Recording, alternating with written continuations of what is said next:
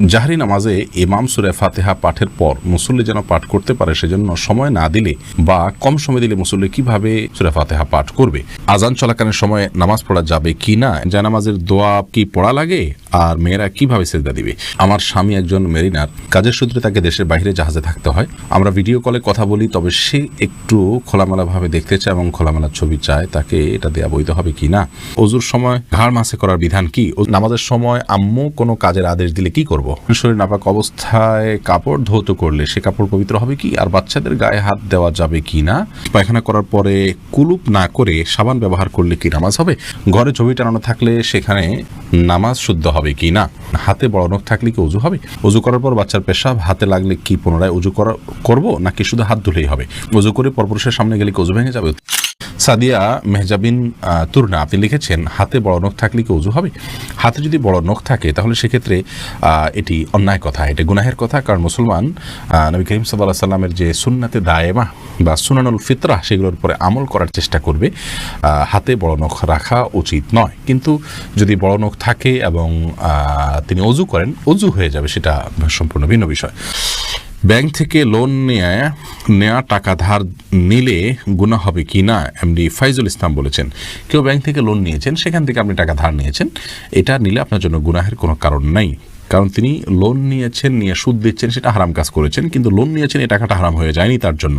বিশেষ করে কাউকে তিনি দিলে সেটা তার জন্য ব্যবহার করা হারাম হবে না। আমরা সাধারণত মেয়েরা যখন বাথরুমে ওযু করি, ওড়নাটা বাইরে রেখে যাই ভিজে যাওয়ার ভয়ে, মাথায় কাপড় ছাড়া ওযু হবে কিনা। শারমিন সুলতানা আপনি লিখেছেন, ওযু করে পরপুরুষের সামনে গেলে ওযু ভেঙে যাবে, উত্তর না। লিমা আক্তার আপনি লিখেছেন, শরীর নাপাক অবস্থায় কাপড় ধৌত করলে সে কাপড় পবিত্র হবে কি, আর বাচ্চাদের গায়ে হাত দেওয়া যাবে কি না শরীর নাপাক অবস্থায়। উত্তর হলো যে সব বাচ্চাদের গায়ে হাত দেওয়াতে কোনো অসুবিধা নেই নাপাক শরীর নিয়ে। আর নাপাক অবস্থায় কাপড় ধুতে করলে গায়ের যে কাপড় সেগুলো অপবিত্র হয়ে যাবে না, সামান্য ছিটে ফোটা আসলে এর কারণে অপবিত্র হবে না। তবে কোনো নাপাক যদি ছিটে এসে শরীরে লাগে সে অংশটা শুধু ধুয়ে ফেললে হবে। হাসনা রতন, আর যদি শুধু পানি ছিটে আসে তাহলে তার কারণে সংশয়ের কারণে নামাজ হবে না, এরকম বিষয় না। সোহানা সুলতান আপনি লিখেছেন, ওযুর সময় ঘাড় মাসে করার বিধান কি। ওযুর সময় ঘাড় মাসে করাটা বিশুদ্ধ কোনো হাদিস দ্বারা প্রমাণিত নয়। এক্ষেত্রে অনেকগুলো বর্ণনা আছে, এই বর্ণনাগুলোর বেশিরভাগই আপনার অগ্রহণযোগ্য, অনেকগুলো জাল, অনেকগুলো দাইফ। এক্ষেত্রে অনেক উলামা ইকরাম এটাকে মুস্তাহাব বলে থাকেন, কিন্তু মুস্তাহাব বা সুন্নাহ, বিশেষ করে সুন্নাহ সাব্যস্ত হওয়ার মতো দলিল নেই। যে দলিলগুলো আছে সেগুলো যে সমস্ত উলামা ইকরাম মুস্তাহাব মনে করে থাকেন, কারোর কাছে যে দলিলটা অধিকতর শক্তিশালী মনে হয় তিনি আমল করবেন, কিন্তু আমরা এটাকে শক্তিশালী মনে করি না। এ সম্পর্কে দলিলগুলোকে পর্যালোচনা করলে মনে হয় যে ঘাড় মাসের বিষয়টি মানে হাদিস দ্বারা সাব্যস্ত নয়। মুসলিম আমুন আপনি আইডি থেকে লিখেছেন, আমার স্বামী একজন মেরিনার, কাজের সূত্রে তাকে দেশের বাইরে জাহাজে থাকতে হয়। আমরা ভিডিও কলে কথা বলি, তবে সে একটু খোলামেলাভাবে দেখতে চায় এবং খোলামেলা ছবি চায়, তাকে এটা দেয়া বৈধ হবে কি না। বোন, এ বিষয়ে উত্তর হলো যে স্বামী স্ত্রী একে অন্য দ্বারা উপকৃত হতে পারবেন এবং একে অন্যের শরীরের যে কোনো অংশ থেকেই তারা আপনার তাদের যে জৈবিক চাহিদা আছে সেটা পূরণ করতে পারেন, সেটা দেখার মাধ্যমে হতে পারে। তবে আমরা জানি সবাই যে ওভার ফোনে বা বিভিন্ন আপনার যে হোয়াটসঅ্যাপ ইত্যাদি আছে এগুলোর মাধ্যমে যখন আমরা কথা বলি বা ছবি আদান প্রদান করি বা কথাবার্তা বলি, এগুলো থার্ড পার্টি মনিটর করে, তাদের সংরক্ষণে থাকে এবং এটি যদি বেহাতে চলে যাওয়ার সম্ভাবনা থাকে, যেমন স্বামী স্ত্রী একে অন্যের মোবাইলেই সেভ করার মাধ্যমে বা রেকর্ড করার মাধ্যমে, ধারণ করার মাধ্যমে এগুলো অন্যের চোখে চলে যেতে পারে, সে আশঙ্কা যদি থাকে, তাহলে সেক্ষেত্রে এগুলো করার ব্যাপারে আমাদের সতর্ক থাকতে হবে। তবে বেসিক্যালি এটা হারাম বা নাজায়েজ কোনো বিষয় নয়, বিশেষ করে স্বামীর চরিত্রকে হেফাজত করবার জন্য এবং তার যে চাহিদা, যৌন চাহিদা আছে সেটা স্ত্রীর হতে পারে, এই জৈবিক চাহিদা এটি পূরণ করবার জন্য তারা এই ভিডিও চ্যাট বা ছবি আদান প্রদান করার কাজটি করতে পারেন। মৌলিকভাবে এটি হারাম নয়, তবে সে যেন বেহাত না হয় এবং পর্দার খেলাপ না হয়, অন্যরা যেন দেখতে না পায়, তাদের যেন আব্রুর ক্ষতি না হয়, সেদিকটি তাদেরকে খেয়ালে রাখতে হবে। প্রয়োজনে এগুলো সাথে সাথে ডিলিট করে দেওয়া ইত্যাদি এই কাজগুলো করতে হবে।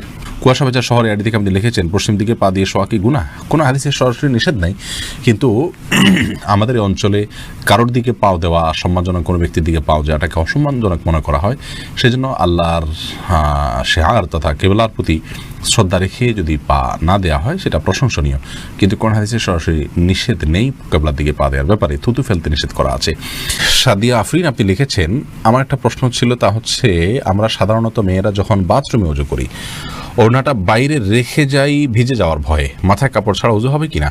মাথায় কাপড় ছাড়া উজু হবে, কোনো অসুবিধা নেই। আপনি উজু করতে গেলে মাথায় কাপড় দিলে তো বরং কাপড় ভিজবে, এটাই তো স্বাভাবিক। আপনি মুখের চুলের গোড়া থেকে নিয়ে আপনার কানের লতি পর্যন্ত সব যখন ধুইতে যাবেন তখন তো আপনার ওড়না ভিজে যাবে, অতএব ওড়না খুলে উজু করাতে কোনো অসুবিধা নেই। মারিয়াম মিজান এটি থেকে আপনি লিখেছেন ইউটিউব চ্যানেলে, উজু করার পর বাচ্চার পেশাব হাতে লাগলে কি পুনরায় উজু করব নাকি শুধু হাত ধুলেই হবে? না, পুনরায় উজু করার দরকার নেই। বাচ্চা পেশাব যদি হাতে লেগেছে আপনার উজু অবস্থায়, তাহলে যে অংশে হাতে লেগেছে ওই অংশটা পানি দিয়ে ধুয়ে ফেললে চলবে। এরপরে কামরুজ্জামান কামরুল লিখেছেন, আতর ব্যতীত সেন্ট বা সুগন্ধি পোশাকে ব্যবহার করলে কি নামাজ আদায় হবে? আতর ছাড়া যদি সেন্ট বা সুগন্ধি স্প্রে আপনি ব্যবহার করেন, এটা ব্যবহার করে একটু বিলম্বে নামাজ পড়াটা উচিত। আমাদের অনেকে মনে করেন যে এটাতে যে অ্যালকোহলটা আছে সেটা নাপাক, অনেক ওলামা ইকরাম এটা মনে করেন, যার কারণে কিছু সময় পর নামাজ পড়লে সেটা বাষ্প হয়ে চলে যাবে, তারপর নামাজ হয়ে যাবে, কোনো অসুবিধা নেই। অবশ্য এই ক্ষেত্রে যে সমস্ত ওলামা ইকরাম বলেন যে না এটা নাপাক নয়, এই অ্যালকোহল নাপাক নয়, এটা এক ধরনের কেমিক্যাল, তা সেই মতটা আমাদের কাছে অধিকতর যুক্তিসঙ্গত মনে হয়। আরিফুল ইসলাম আপনি লিখেছেন, ঘরে ছবি টানানো থাকলে সেখানে নামাজ শুদ্ধ হবে কি না?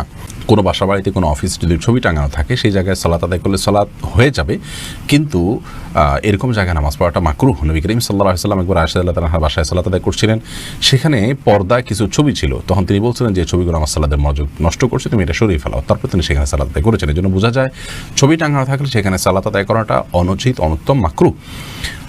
কিন্তু আপনার সালাত আদায় করলে এরকম জায়গায় সালাত হয়ে যাবে, বিকল্প জায়গা থাকলে অবশ্যই সেখানে সালাত আদায় করা উচিত। এর পাশাপাশি এই ধরনের কাজ করা, অর্থাৎ কোনো বাসা বাড়িতে ছবি, কোনো প্রাণীর ছবি টাঙানো অথবা কোনো প্রাণীর ভাস্কর্য রাখা, এগুলো হারাম, সম্পূর্ণ হারাম। নবী সাল্লাল্লাহু আলাইহি ওয়াসাল্লাম নিষেধ করেছেন। তিনি বলেছেন, বুখারী হাদিসে আসছে যে লা তাদখুল মালাইকাতু বাইতান ফিহি কালবুন আও সূরা, কোনো বাসায় যদি কুকুর অথবা কোনো প্রাণীর ছবি থাকে সেখানে রহমতের ফেরেশতা প্রবেশ করে না। তিনি অন্য হাদিসে বলেছেন এ ধরনের কাজ, অর্থাৎ কোনো প্রাণীর ছবি রাখা এবং এ ধরনের আপনার বিভিন্ন ভাস্কর্য ইত্যাদি, প্রাণীর ভাস্কর্য ইত্যাদি রাখা, এগুলো গুনাহের কথা, জায়েজ নয়। বিভিন্ন হাদিস থেকে সেরকমটি বোঝা যায়। পায়খানা করার পরে কুলুপ না করে সাবান ব্যবহার করলে কি নামাজ হবে?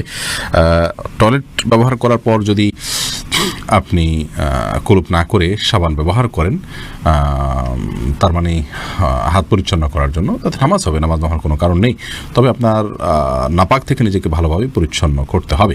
পিআইডি থেকে আপনি লিখেছেন, নামাজের সময় আম্মু কোনো কাজের আদেশ দিলে কি করব? যদি নফল নামাজ হয় আর আম্মুর এই কাজটা খুব বেশি গুরুত্বপূর্ণ হয়, ডাক শুনে বুঝতেছেন যে খুব জরুরি, আম্মু খুব সিরিয়াস ডাকছে, তাহলে আপনি নফল নামাজ ভেঙে আম্মুর কথা শুনবেন, পরবর্তীতে সে নামাজ পড়ে দিবেন। আর যদি ফরজ নামাজ হয় তাহলে আপনি নামাজ শেষ করে যতটুকু তাড়াতাড়ি করা সম্ভব করে তারপর আপনি আম্মুটাকে সাড়া দিবেন। প্রিন্সেস জেনি আপনি লিখেছেন, জানামাজের দোয়া কি পড়া লাগে আর মেয়েরা কিভাবে সেজদা দিবে?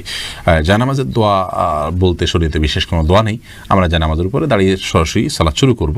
আমরা যে ইন্নিওয়াজ যেহেতু এরকম একটা দোয়া শিখেছি জানামাজের নামে, এরকম কোনো বিশেষ আপনার দোয়ার কথা কোরআন হাদিসে কোথাও বলা হয়নি। আজান চলাকালীন সময় নামাজ পড়া যাবে কি না, এমডি আলাউদ্দিন আপনি প্রশ্ন করেছেন। আজান চলাকালীন সময় সালাত পড়া যেতে পারে, আজান চলাকালীন সময় যে নামাজ পড়া যাবে না এমন কোনো কথা কোরআন হাদিসে কোথাও বলা হয়নি। তবে হ্যাঁ, আপনি জানেন যে এখনই আজান শুরু হবে, তাহলে আজানের জবাব দেওয়া সুন্নাত, সেজন্য শেষ সুন্নাতটা পালন করে তারপর আপনি সালাত পড়বেন। জাকির হুসাইন আপনি লিখেছেন, জাহরি নামাজে ইমাম সূরা ফাতিহা পাঠের পর মুসল্লি যেন পাঠ করতে পারে সেজন্য সময় না দিলে বা কম সময় দিলে মুসল্লি কিভাবে সূরা ফাতিহা পাঠ করবে? যেসব সালাতে ইমাম প্রকাশ্যে কেরাত পড়েন, যেমন মাগরিব, এশা এবং ফজর, সে সমস্ত সালাতগুলোতে মুসল্লি ইমাম সাহেবের কেরাত শ্রবণ করবেন, পাঠ করতে যাবেন না। এটাই হলো আপনার সবচেয়ে বিশুদ্ধতম মত এবং এই মতটি অধিকতর নিরাপদ। এর কারণ হলো যে ইমাম যখন উচ্চস্বরে কেরাত পড়বেন তার পেছনে আপনি কখন কেরাত পড়তে যাবেন? অনেকে বলেন যে সূরা ফাতিহা যখন ইমাম পড়বেন, একটা আয়াত পড়ার পরে তিনি দ্বিতীয় আয়াতের মাঝে যখন থামবেন এই ফাঁকে পড়ে ফেলবেন। তো এতটুকু বিরতিতে কোনো ইমাম সাহেব দেন না যে ওই আয়াতটি আবার পুনরায় পড়া যায়। যখন কোরআন পাঠ করা হবে তখন তো আমাদেরকে শুনতে হবে। আল্লাহ তাআলা বলেছেন, ওয়াইদা কুরিয়াল কোরআন ফাসতামিউ লাহু আনসিতু লাআল্লাকুম তুরহামুন, যখন কোরআন পাঠ করা হয়, তেলাওয়াত করা হয়, তখন তোমরা শুনবে এবং মনোযোগ দিয়ে শুনবে এবং চুপ থাকবে। তাহলে আল্লাহ চুপও থাকতে বলছেন, আবার শুনতেও বলেছেন। তাহলে উচ্চস্বরে যখন ইমাম সাহেব কেরাত পড়ছেন আপনি শুনতে পাচ্ছেন, তাহলে আপনাকে শুনতে হবে মনোযোগ দিয়ে, এবং আবার আপনি কিছু পড়তেও পারবেন না।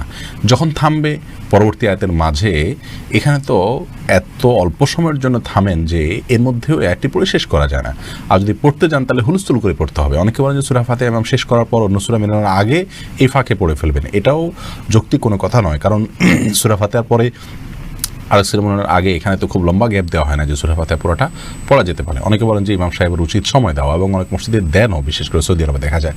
সেটাও গ্রহণযোগ্য নয়। খোদ সৌদি আরবের অনেক উলামা ইকরাম, বিশেষ করে আল্লামা তুয়াইজিরি আল ফিকহুল ইসলামী বা মুখতাসার ফিকহুল ইসলামী এরকম একটা কিতাব তিনি লিখেছেন। সেখানে তিনি লিখেছেন যে ইমাম সাহেব সূরা ফাতিহার পর মুক্তাদিরকে সূরা পাঠের জন্য সুযোগ দিয়ে নিজে নীরব থাকবেন, চুপ থাকবেন, এরকম কোনো বর্ণনা, কোনো নির্দেশনা বা কোনো আমল রাসূল আকরাম সাল্লাল্লাহু আলাইহি ওয়াসাল্লামের কোনো হাদিস থেকে পাওয়া যায় না। যার কারণে ইমাম সাহেব যখন উচ্চস্বরে কেরাত পাঠ করবেন তখন আমরা কেরাত শ্রবণ করব, সেটা ইনশাআল্লাহ যথেষ্ট।